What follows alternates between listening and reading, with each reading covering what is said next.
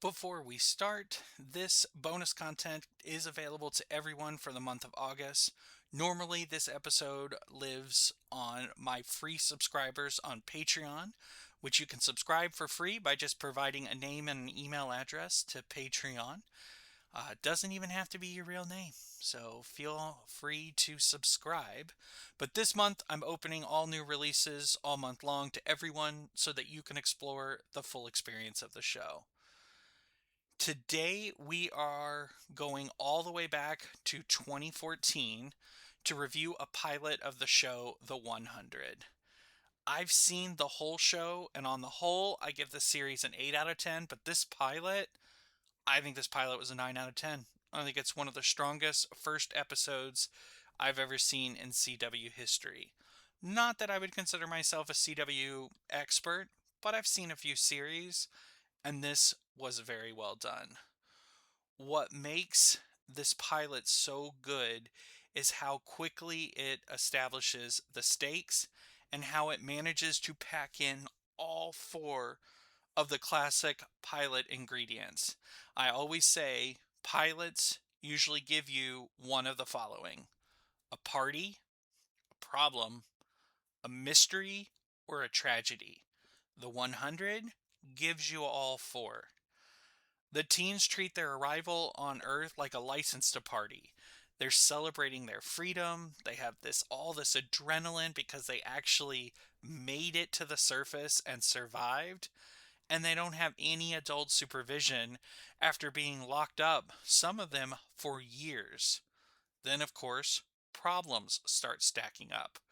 We learn about the Ark's oxygen crisis, political tensions, the kids' lack of leadership, and of course, the immediate dangers on the ground. Mystery kicks in pretty fast too. How are they going to survive? What's actually out there? What's happened to Earth in the last 97 years? And then there's the tragedy. Perhaps not in the melodramatic sense, but in the fact that these characters are going to have hard decisions to make and harder ones coming down the line. The pilot makes it clear survival is going to cost them. The script balances world building with character introduction beautifully, in my opinion. Clark's leadership instincts, Bellamy's rebellious streak, Octavia's trauma, Jasper and Monty's friendship, everything just lands immediately, and you feel this connection with the characters. And the moment they hit the ground, the tone shifts from sci fi to survival thriller in a way that felt seamless to me. Eliza Taylor is instantly compelling as Clark. She did a great job. If you don't like her, if you find her annoying, if you're not on board with her, you're not going to like the show. She carries the show, she's a big part of it, and the pilot makes that clear from the jump. She brings this grounded seriousness that makes you trust her from the first scene. I definitely feel like she's not only one of the smarter kids down there, but one of the more responsible ones and who has like some innate leadership qualities. Something I think she gets from her parents. Bob Morley's Bellamy is charismatic and chaotic. He definitely is supposed to be the teen heartthrob of this, and so if you think he's cute, you'll probably tune in just to check him out. And then Marie Avragopoulos, I think is how you pronounce her name, as Octavia. She gives the pilot some much needed emotional depth. You can tell she's been through something and she's carrying it, and she just wants to be free. Something that I think speaks to teenagers because they dream of their freedom. But even as an adult, sometimes we feel trapped in our day to day lives and we want freedom from the trappings of what we have to deal with. This ensemble makes it work, and honestly, even some of the smaller characters have this kind of distinct persona, and we're going to get to know more of them as the show goes on. The lighting on the Ark is so sterile and cold and claustrophobic, which is exactly what it should be. It has this bluish whiteness that just makes seem stressed and strained. Then, when we land on Earth, everything opens up. Bright greens, natural light, and shadows that feel dangerous. The contrast between these two worlds is one of the pilot's biggest strengths and really shows you what's at stake. The score is atmospheric intense. It definitely supports the survival tone without overwhelming it. The sound design on Earth with the forest, the wildlife, the unknown adds this layer of unease that just works beautifully. And of course, I love the song Radioactive by Imagine Dragons, which is featured in the pilot, and it pretty much got at least 1 star for this episode because of how much I love that song. The Ark sets looked lived in and functional, not shiny or futuristic. So it really showed how tough the last 97 years have been. Frequently, we're in space and things look like things are going well. And in this case, for the Ark, it's not. Earth feels wild and unpredictable. The costuming was pretty simple but effective. Some of the kids look like their outfits have been thrown together last minute and dropped into the chaos, which kind of helps fuel the whole identity of the episode. Oh, my favorite moment? That is tough to pick. You know, I don't know whether it's Bellamy kind of getting the kids to act in this kind of Lord of the Flies esque way where it's like, oh, we're gonna live in chaos, no rules, or maybe it was that that reveal that Earth isn't empty. The final twist where we find that they're not alone. It expands this world and raises the stakes. I think it might be one of the best endings in modern sci-fi TV. Let me know if you know of a better one, because I'm always looking for a cool sci-fi show to tap into. This pilot is tapping into the early 2010s wave of dystopian young adult novels. Hunger Games, Divergent, Maze Runner. This show is kind of being released alongside these movies, and so they're meant to kind of tie into each other. But this show feels a lot grittier and more grounded. It's CW, but I felt like it was CW with teeth. It didn't feel light or frothy, but it felt real. Mount Weather is actually a real place based on the real Mount Weather Emergency Operations Center.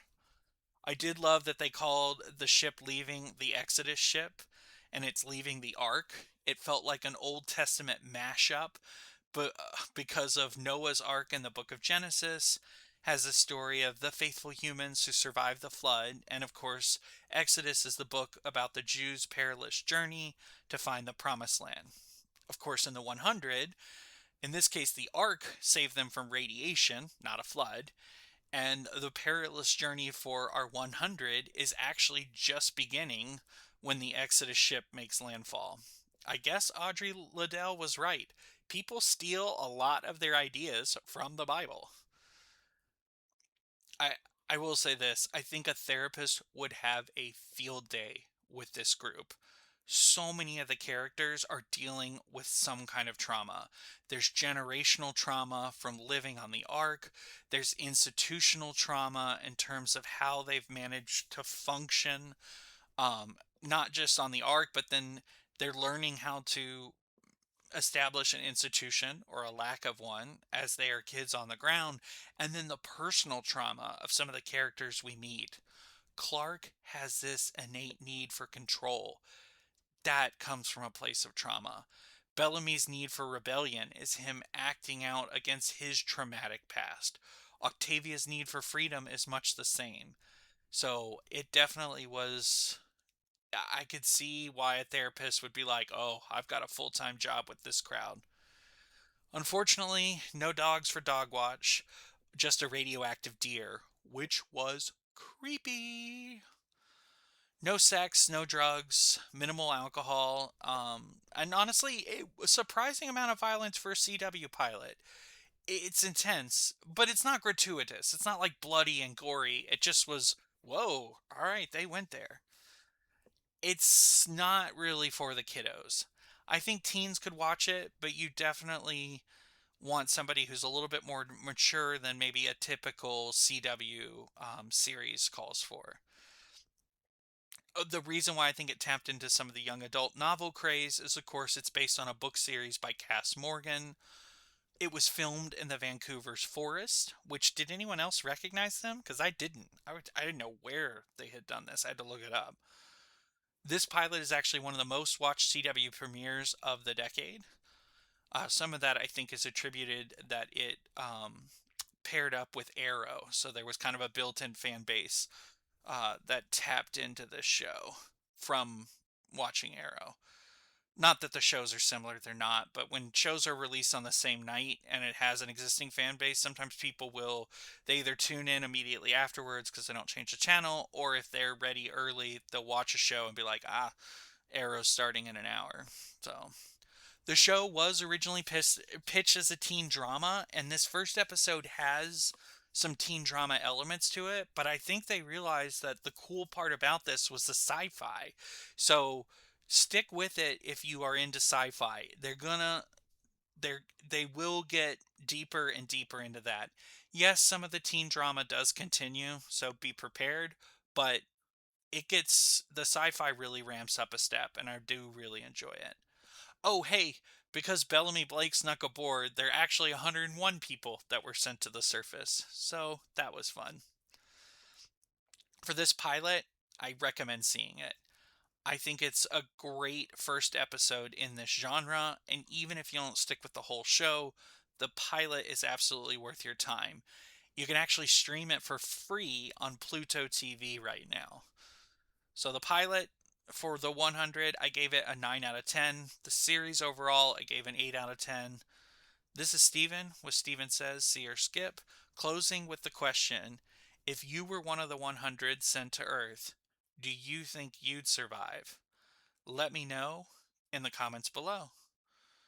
I will be doing a commentary watch along for the season 1 finale, so stay tuned for that.